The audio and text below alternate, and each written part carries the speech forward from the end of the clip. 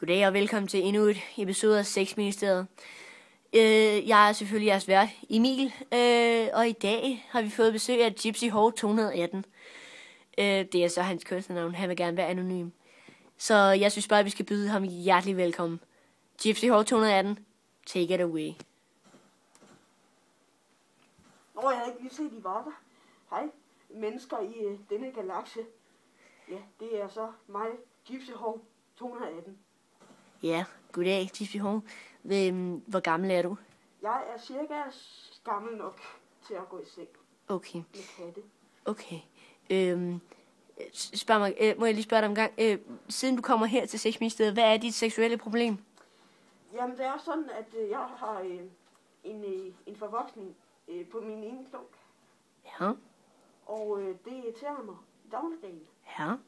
På den måde, at hvis du har min klunker her, ikke? Så her, der har vi så min nemmeste klunk, ikke?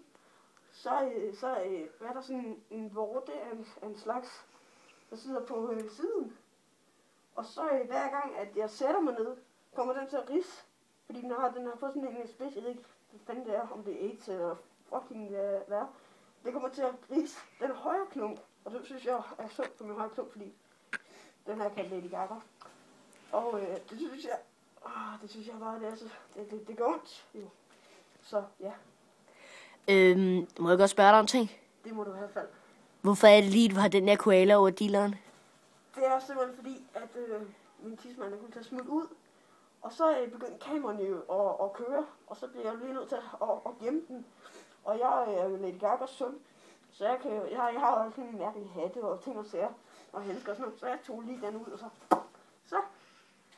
Jamen, jeg vil sige tusind tak til dig, fordi at, du gad at komme her.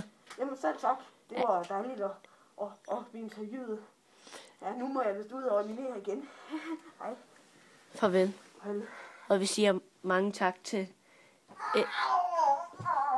Gypsy Whore. Farvel. Og vi ses i næste uge.